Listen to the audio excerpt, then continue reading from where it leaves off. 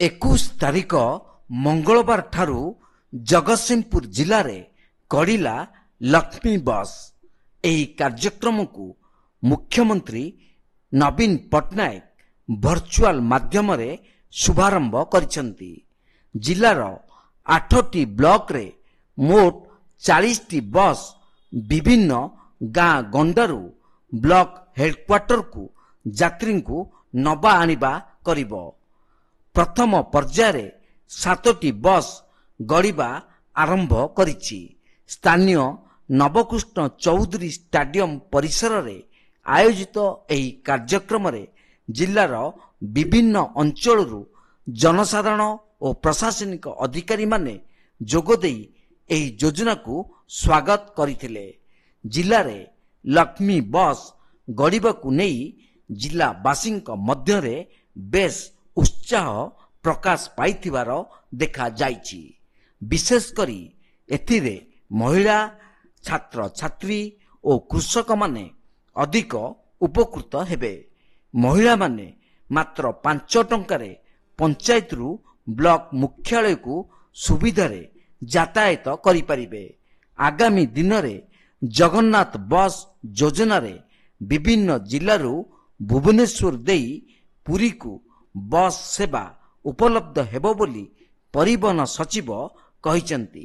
ଏହି କାର୍ଯ୍ୟକ୍ରମରେ ପରିବହନ ସଚିବ ଉଷା ପାଢ଼ୀ ମୁଖ୍ୟ ଅତିଥି ଭାବରେ ଯୋଗ ଦେଇଥିବା ବେଳେ ଅନ୍ୟମାନଙ୍କ ମଧ୍ୟରେ ସରକାରୀ ଦଳର ମୁଖ୍ୟ ସଚେତକ ପ୍ରଶାନ୍ତ କୁମାର ମୁଦୁଲି, ସାଂସଦ ଡକ୍ଟର ରାଜଶ୍ରୀ ମଲ୍ଲିକ, ଜିଲ୍ଲାପାଳ ପାରୁଲ ପଟୱାରୀ, ତିର୍ତ୍ତୋଲ ବିଧାୟକ ବିଜୟ ଶଙ୍କର ଦାସ, ଜିଲ୍ଲା ପରିଷଦ ଅଧ୍ୟକ୍ଷ ମନୋଜ କୁମାର ଭୋଇ ପ୍ରମୁଖ ଉପସ୍ଥିତ ଥିଲେ। ଏହି କାର୍ଯ୍ୟକ୍ରମରେ ପ୍ରାୟ 5000ରୁ ଉର୍ଦ୍ଧ୍ୱ ମହିଳା ଓ ଜନସାଧାରଣମାନେ ଉପସ୍ଥିତ ରହି ମାନ୍ୟବର ମୁଖ୍ୟମନ୍ତ୍ରୀ ନବୀନ ପଟ୍ଟନାୟକଙ୍କୁ ଧନ୍ୟବାଦ ଜଣାଇଥିଲେ। ଆମର ମୁଖ୍ୟମନ୍ତ୍ରୀଙ୍କର ଯେଉଁ ପ୍ରୟାସ ଥିଲା ମାନେ ଲୋକମାନଙ୍କର ସମସ୍ୟାକୁ ଦୂର କରିବା ପାଇଁ ନିଶ୍ଚିତ ଭାବରେ ଲକ୍ଷ୍ମୀ ବସ୍ ମାଧ୍ୟମରେ ସମଗ୍ର ଜିଲ୍ଲାରେ ଜଗତସିଂହପୁର ଜିଲ୍ଲାରେ ପ୍ରତ୍ୟେକ ନିର୍ବାଚନ ମଣ୍ଡଳୀରେ ମଧ୍ୟ ଲୋକମାନେ ଉତ୍ସାହିତ ଅଛନ୍ତି ଏବଂ ଯେଉଁ ଲୋକମାନଙ୍କର ଯେଉଁ ସମସ୍ୟା ଗୁଡ଼ିକ ରହିଛି ମାନ୍ୟବର ମୁଖ୍ୟମନ୍ତ୍ରୀ ନିଶ୍ଚିତ ଭାବରେ ତାକୁ ପୂରା କରୁଛନ୍ତି, ସମସ୍ୟାର ସମାଧାନ କରୁଛନ୍ତି ଏବଂ ଯେଉଁ 5 ଟଙ୍କାରେ ଯେଉଁ ଲକ୍ଷ୍ମୀ ବସ୍ ଚାଲିବ ସମଗ୍ର ଲୋକମାନେ ସେଥିରେ ବହୁତ ଉତ୍ସାହିତ ହେବା ସହିତ ମା ମାନଙ୍କ ଭିତରେ ଏବଂ ଅଧିବାସୀ ମାନଙ୍କ ଭିତରେ ଆଜି ନାହିଁ ନଥିବା ଉତ୍ସୁକତା। ଗାଁ ଗହଳିରେ ଲକ୍ଷ୍ମୀ ବସ୍ ଗଡ଼ିବ, ପ୍ରତ୍ୟେକ ଦୁଆର ମୁହଁରେ ଲକ୍ଷ୍ମୀ ବସ୍ ଯିବ।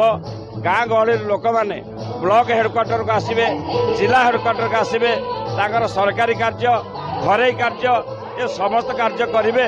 ସେଥିପାଇଁ ମାନ୍ୟବର ମୁଖ୍ୟମନ୍ତ୍ରୀ ନବୀନ ପଟ୍ଟନାୟକଙ୍କୁ ବହୁତ ବହୁତ ଧନ୍ୟବାଦ ଦେବୁ ଏବଂ ଜିଲ୍ଲାବାସୀଙ୍କ ତରଫରୁ ଭାବରେ ଜଗତସିଂହପୁର ଜିଲ୍ଲା ପାଇଁ ଏକ ଐତିହାସିକ ଦିନ ଏବଂ ଆମ ପାଇଁ ସମସ୍ତଙ୍କ ପାଇଁ ମୋ ମା' ମାନଙ୍କ ପାଇଁ ବିଶେଷ ଭାବରେ ଗର୍ବ ଓ ଗୌରବର ଦିନ।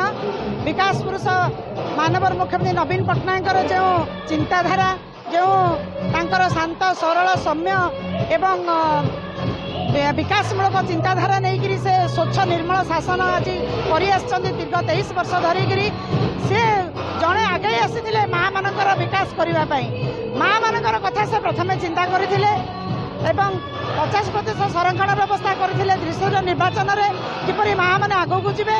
ଆଜି ସେ ଆଉ ଗୋଟିଏ ଯୋଜନା କରିଛନ୍ତି ଲକ୍ଷ୍ମୀ ବସ୍ ମାଧ୍ୟମରେ 5 ଟଙ୍କାରେ ମା' ମାନେ ପଞ୍ଚାୟତରୁ ବ୍ଲକକୁ ଯିବେ ଏବଂ ତାଙ୍କର ନିଜର କର୍ମ ଆହୁରି ତାଙ୍କର ତତ୍ପରତାର ସହ କରିବେ ଏବଂ ସେମାନେ ଆହୁରି ସ୍ୱାବଲମ୍ବୀ ହେବେ। ଏହି ଚିନ୍ତାଧାରା ରଖାହେଇଛି ଏବଂ ଆଜି ସମସ୍ତ ଜିଲ୍ଲାର ମା' ମାନେ ଆଜି ଏତେ ଖୁସି, ନିଜକୁ ଏତେ ଗର୍ବିତ ମନେ କରୁଛନ୍ତି। ଆପଣ ଦେଖିପାରୁଥିବେ କିପରି ଭାବରେ ହଜାର ହଜାର ସଂଖ୍ୟାରେ ମା' ମାନେ ଆଜି ସକାଳ 8ଟାରୁ ଆଜି ଉପସ୍ଥିତ ଅଛନ୍ତି ଏଠି ଟିକେ ଝଲକ ପାଇବା ପାଇଁ ମାନ୍ୟବର ମୁଖ୍ୟମନ୍ତ୍ରୀଙ୍କର। ତେଣୁ ମୁଁ ମା ଶାରଳାଙ୍କ ପାଖରେ ନିବେଦନ କରିବି ସେ ଦୀର୍ଘାୟୁ ହୁଅନ୍ତୁ। ଜଗତସିଂହପୁରରୁ ରୀତା ସାହୁଙ୍କ ରିପୋର୍ଟ, ତୀର୍ଥକ୍ଷେତ୍ର ଲାଇଭ୍।